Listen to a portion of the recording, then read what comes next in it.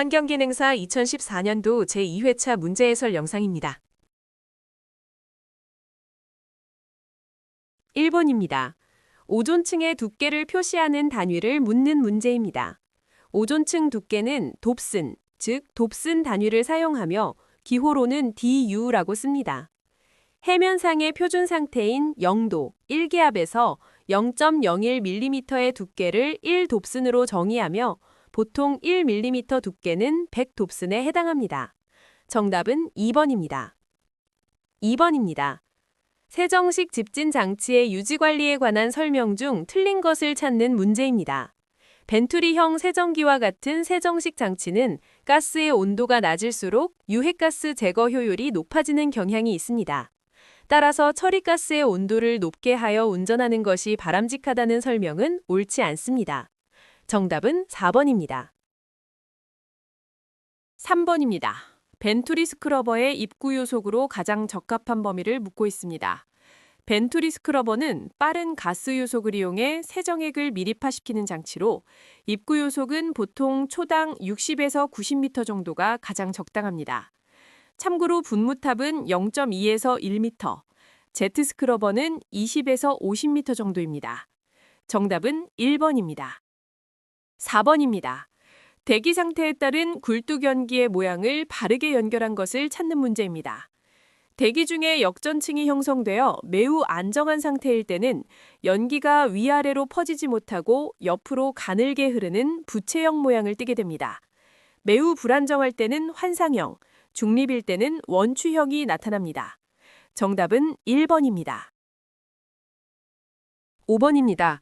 연기의 상승 높이에 영향을 주는 인자가 아닌 것을 고르는 문제입니다. 연기가 얼마나 높이 올라가는지는 굴뚝에서 나오는 가스의 유속과 온도, 그리고 외부의 풍속에 의해 결정됩니다. 배출되는 오염물질의 농도 자체는 연기의 상승 높이와는 직접적인 관계가 없습니다. 정답은 2번입니다. 6번입니다.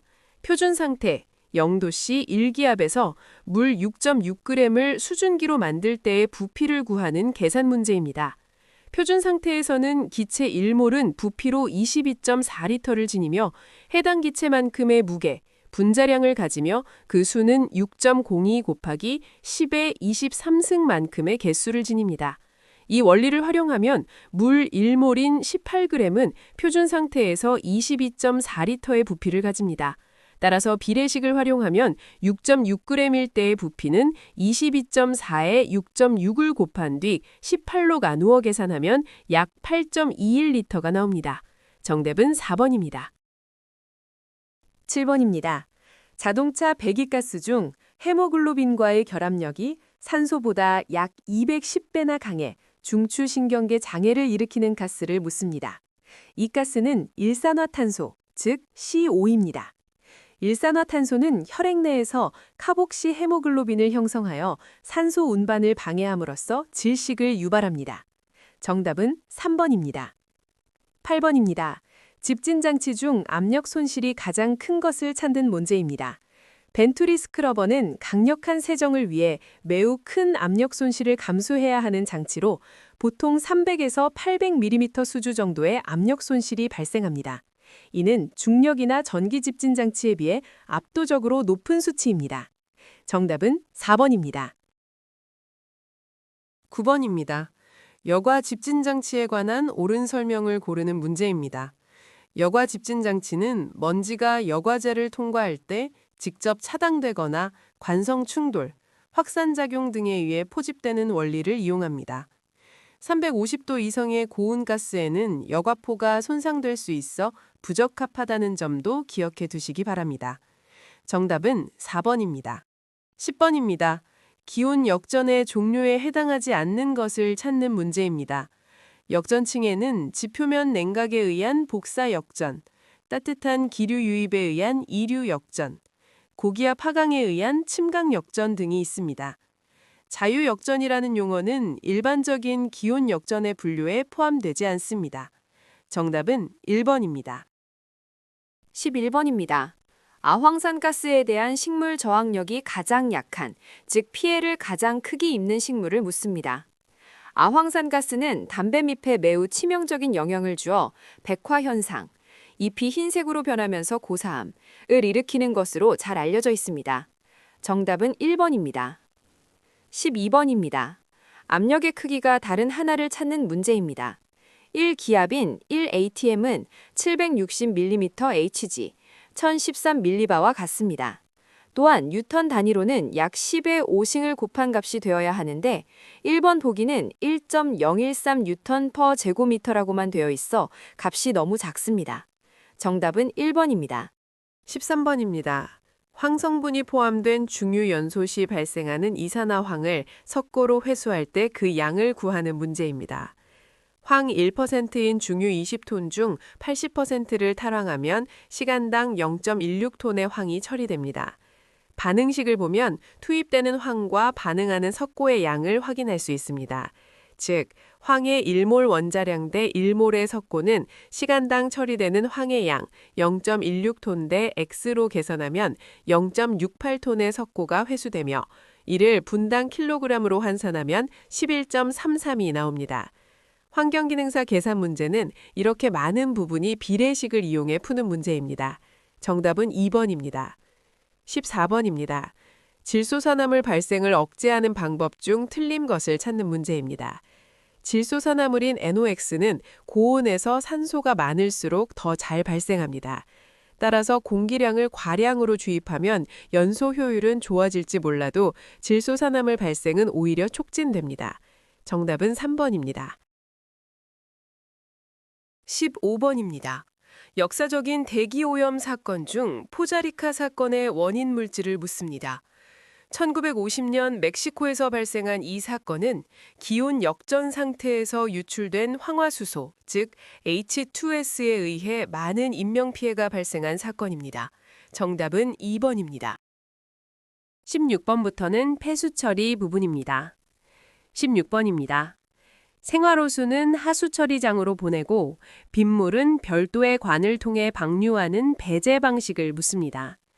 오수, 즉 오염수와 우수, 즉 빗물을 각각 다른 관으로 나누어 배출하는 이 방식을 분류식이라고 합니다. 정답은 2번입니다. 17번입니다. 지구상의 담수 중 가장 큰 비율을 차지하는 형태를 찾는 문제입니다. 우리가 사용할 수 있는 민물 중 가장 많은 양은 남극과 북극의 빙설 및 빙하 형태로 존재하고 있습니다. 그 다음이 지하수이며 우리가 흔히 보는 강물이나 호수는 아주 적은 비율입니다. 정답은 3번입니다. 18번입니다. 미생물과 조류의 작용을 이용해 자연 정화시키는 공법으로 라군이라고도 불리는 방식을 묻습니다. 이는 산화지법에 대한 설명입니다. 시설비와 운영비가 저렴하여 소규모 마을 단위에서 많이 사용되는 생물학적 처리법입니다. 단점은 대용량 처리가 어렵고 속도가 느리다는 것입니다. 정답은 3번입니다. 19번입니다. 활성 슬러지법에서 사용되는 용어인 MLSS의 의미를 묻습니다. MLSS는 폭기조 내에서 미생물과 부유물질이 섞여 있는 혼합액의 부유물질 농도를 의미합니다. 즉, 폭기조 안에서 오염물질을 분해하고 있는 미생물의 양을 가늠하는 지표가 됩니다. 정답은 3번입니다. 18번입니다. 미생물과 조류의 작용을 이용해 자연 정화시키는 공법으로 라군이라고도 불리는 방식을 묻습니다. 이는 산화지법에 대한 설명입니다. 시설비와 운영비가 저렴하여 소규모 마을 단위에서 많이 사용되는 생물학적 처리법입니다. 단점은 대용량 처리가 어렵고 속도가 느리다는 것입니다. 정답은 3번입니다. 19번입니다. 활성 슬러지법에서 사용되는 용어인 MLSS의 의미를 묻습니다. MLSS는 폭기조 내에서 미생물과 부유물질이 섞여 있는 혼합액의 부유물질 농도를 의미합니다. 즉, 폭기조 안에서 오염물질을 분해하고 있는 미생물의 양을 가늠하는 지표가 됩니다. 정답은 3번입니다. 22번입니다. 슬러지의 수분 함량을 구하는 계산 문제입니다. 건조 전 150g이었던 슬러지가 건조 후 35g이 되었다면 줄어든 115g이 수분의 무게입니다.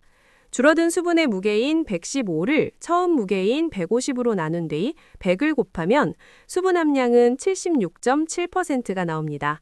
정답은 4번입니다. 23번입니다. 침전 효율을 높이는 방법으로 적절하지 않은 것을 찾는 문제입니다. 침전지에서는 물이 천천히 흐르며 입자가 가라앉을 시간을 주어야 합니다. 유속을 빠르게 하면 가라앉던 입자가 다시 떠오르거나 휩쓸려 나가므로 효율이 떨어지게 됩니다. 정답은 3번입니다. 24번입니다. 침전조의 원류 부하를 계산하는 문제입니다. 원류 부하란 쉽게 말해서 단위 길이당 넘어가는 유량을 의미합니다.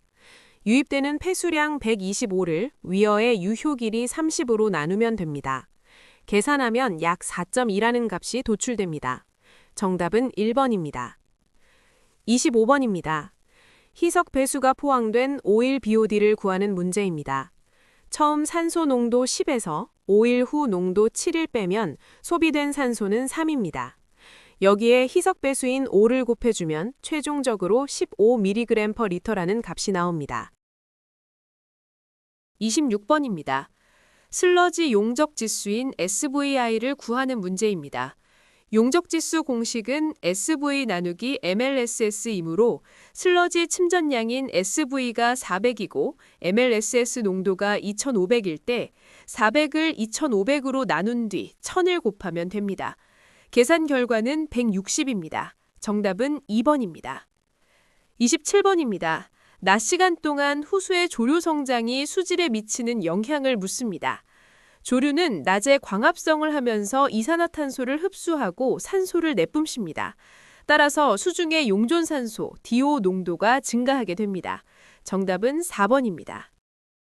28번입니다. 동점도의 단위를 찾는 문제입니다.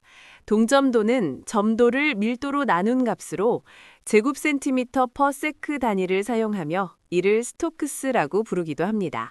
정답은 3번입니다. 29번입니다. 물의 경도를 일으키는 주 원인 물질을 묻습니다. 경도는 물속에 녹아있는 이가 금속 양이온의 양을 말하며 대표적으로 칼슘이온 CaE+와 마그네슘이온 Mge+가 주된 원인입니다. 정답은 1번입니다. 30번입니다.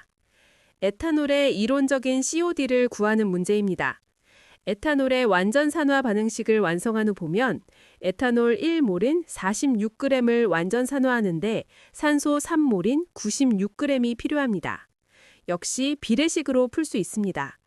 따라서 농도가 350일 때는 계산하면 약 730mg/L가 나옵니다. 정답은 3번입니다. 31번입니다. 산도나 경도값을 표시할 때 기준으로 삼는 환산 물질을 묻습니다.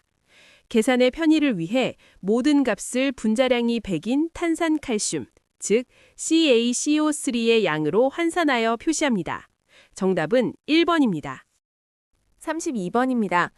화학적인 산화 반응에 해당하는 설명을 찾는 문제입니다. 산화란 어떤 물질이 산소와 결합하거나 수소를 잃거나 전자를 잃어서 결과적으로 산화수가 증가하는 현상을 말합니다. 아래 산화와 환원표를 통해 꼭 암기해 주셔요. 정답은 4번입니다. 33번입니다. 모래나 자갈 등 무거운 입자를 제거하여 펌프나 배관 시설을 보호하는 시설을 묻습니다.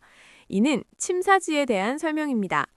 침전지 전단지에서 큰 알갱이들을 먼저 걸러주는 역할을 합니다. 정답은 2번입니다. 34번입니다. 하수 내 질소 제거 과정 중 탈질이 주로 일어나는 곳을 묻습니다.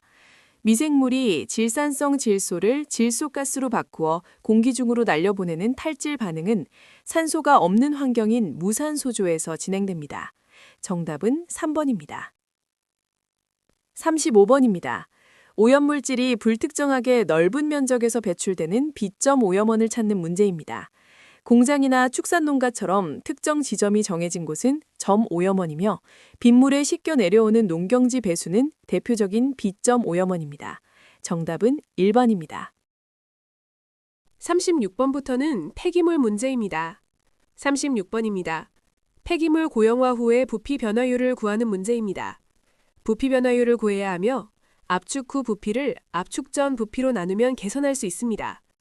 밀도는 부피분의 질량의 공식을 필히 암기하시면 주어진 문제의 밀도와 질량을 이용해 부피를 구할 수 있습니다. 차례대로 계산해보면 압축 전의 부피는 질량 나누기 밀도이므로 10kg 나누기 1.2kg/리터, 무게를 킬로그램으로 스케일업하기 위해 밀도의 분자 분모에 각각 1000을 곱해 g을 킬로그램으로, 세제곱센티미터, 즉 밀리리터를 리터로 환산하여 계산하면 8.3리터의 부피가 나옵니다. 동일한 방법으로 고형화 재료 5kg을 첨가하였을 때의 무게인 15kg에 밀도 단위를 위와 같은 방법으로 환산하여 부피를 구하면 6리터가 나옵니다. 이것을 처음의 부피인 8.3리터로 나누면 0.72라는 부피 변화율이 계산됩니다. 정답은 2번입니다. 37번입니다. 부피 감소율이 80%일 때의 압축비를 구하는 문제입니다. 압축비 계산식은 100을 100- 부피 감소율로 나눈 값입니다. 즉, 100을 20으로 나누게 되므로 압축비는 5가 됩니다. 정답은 4번입니다. 38번입니다. 퇴비화의 단점으로 거리가 먼 것을 찾는 문제입니다. 생산된 퇴비는 토양의 물리적, 화학적 성질을 개선하는 토양 개선제로 훌륭하게 사용될 수 있습니다. 이는 퇴비화의 큰 장점 중 하나입니다. 정답은 2번입니다. 39번입니다. 폐기물 재활용과 감량화를 위한 제도가 아닌 것을 고르는 문제입니다. 환경 영향평가는 개발 사업 전 환경에 미칠 영향을 예측하는 행정 절차로 쓰레기 종량제나 부담금 제도와 같은 직접적인 폐기물 감량 제도와는 성격이 다릅니다. 정답은 2번입니다. 40번입니다. 시험에 매우 자주 출제되는 문제입니다. 쓰레기 수거를 위해 필요한 트럭 대수를 구하는 문제입니다. 전체 인구의 하루 쓰레기 총 중량을 구한 뒤 이를 밀도로 나누어 부피를 구합니다. 이 부피를 트럭 한 대의 용량인 15로 나누면 약 43.6이 나오며 모든 쓰레기를 담으려면 44대가 필요합니다. 정답 계산 시 소수점 아래 숫자 발생 시 플러스 1대를 무조건 추가하는 것을 잊지 마셔요. 반올림이 아닙니다. 정답은 4번입니다. 41번입니다. 노하브에서 가스를 뿜어 모래를 유동시키고 그 위에 쓰레기를 넣어 소각하는 방식을 묻습니다. 이는 유동상 소각로에 대한 설명입니다. 모래의 열 전달력을 이용해 순간적으로 소각하는 방식입니다. 정답은 1번입니다. 42번입니다. 슬러지의 소화율을 계산하는 문제입니다. 소화 전 유기물과 무기물의 비율은 25분의 75는 3이고 소화 후 비율은 41분의 58은 1.38입니다. 이 차이를 소화 전 비율로 나누어 백분율을 구하면 소화율은 54%가 됩니다. 정답은 4번입니다. 43번입니다. 도시 폐기물의 계략 분석 구성 성분이 아닌 것을 찾는 문제입니다. 계략 분석은 수분, 휘발성 고형물, 고정탄소, 회분, 4가지를 측정합니다. 다이옥신은 성분 분석이 아닌 유해물질 분석 항목입니다. 정답은 1번입니다. 44번입니다. 함수율은 폐기물 계산 문제 중 가장 많이 출제되는 문제입니다. 함수율을 낮추기 위해 증발시켜야 할 수분량을 구하는 문제이며 W1분의 100-P1은 W2분의 100-P2. 여기서 W1은 건조 전 폐기물량, W2는 건조 후 폐기물량, P1은 건조 전 함수율, P2는 건조 후 함수율을 공식에 대입하여 풀면 미지수인 W2만 남게 되고 계산하면 852kg이 됩니다. 이는 순수한 건조 후 폐기물량으로 처음 1000kg에서 이를 빼면 증발한 수분은 약 148kg이 나옵니다. 정답은 1번입니다. 45번입니다. 화상 위에서 플라스틱 등을 태우며 국부적 가열 우려가 있는 소각로를 묻습니다. 이는 고정상 소각로에 대한 설명입니다. 열에 녹는 물질 소각에 적합한 특성을 가집니다. 정답은 3번입니다. 46번입니다. 중금속의 토양 내 성질 중 틀린 것을 고르는 문제입니다. 수은인 HG는 작물이 흡수하기는 쉽지만 토양 내 잔존성이 매우 강해 비가 온다고 해서 지표로 쉽게 용해되어 나오지는 않습니다. 정답은 3번입니다. 47번입니다. 1인 1일 쓰레기 발생량을 구하는 문제입니다. 먼저 전체 부피의 밀도를 곱해 전체 무게인 392만 4천 킬로그램을 구합니다. 이를 인구수 50만 명과 기간인 7일로 나누어 주면 약 1.12라는 값이 나옵니다. 정답은 1번입니다. 48번입니다. 매립공법 중 해안 매립에 해당하는 방식을 묻습니다. 바다에 쓰레기를 넣는 순차 투입 공법, 박층 뿌림 공법, 내수 배제 공법 등이 해안 매립의 대표적인 방식입니다. 정답은 2번입니다. 49번입니다. 스어지의 탈수 특성을 좋게 하는 계량 방법이 아닌 것을 찾는 문제입니다. 계량에는 세척, 열처리, 약품 처리 등이 사용됩니다. 관성 분리는 입자상 물질을 분리하는 집진 원리 중 하나입니다. 정답은 4번입니다. 50번입니다. 폐기물의 저위 발열량을 구하는 식을 묻는 문제입니다. 저위 발열량은 고위 발열량에서 수분의 증발 자멸을 뺀 값입니다. 수소 1몰이 물 9몰을 형성하므로 600 곱하기 괄호 열고 9H 더하기 W 괄호 닫기 식인 3번이 정답입니다. 정답은 3번입니다. 51번입니다. 소각과 비교한 열분해 공정의 특징이 아닌 것을 고르는 문제입니다. 열분해는 무산소 상태에서 가스나 액체 연료를 얻는 공정인데 생산되는 연료의 질과 양을 일정하게 유지하기가 매우 까다롭다는 단점. 52번입니다. 배기가스의 폐열을 이용해 보일러 급수를 미리 데워주는 장치를 묻습니다. 이 장치는 절탄기, 영문으로는 이코노마이저라고 부릅니다. 열효율을 높여 연료를 아껴주는 역할을 합니다. 정답은 2번입니다. 53번입니다. 황화수소 1세제곱미터를 태울 때 필요한 공기량을 구하는 문제입니다. 아래 오른쪽 반응식에 따르면 황화수소 1몰당 산소 2분의 3몰이 필요합니다. 필요한 산소량 1.5를 공기 중 산소 비율인 0.21로 나누면 약 7.1이라는 값이 나옵니다. 정답은 2번입니다.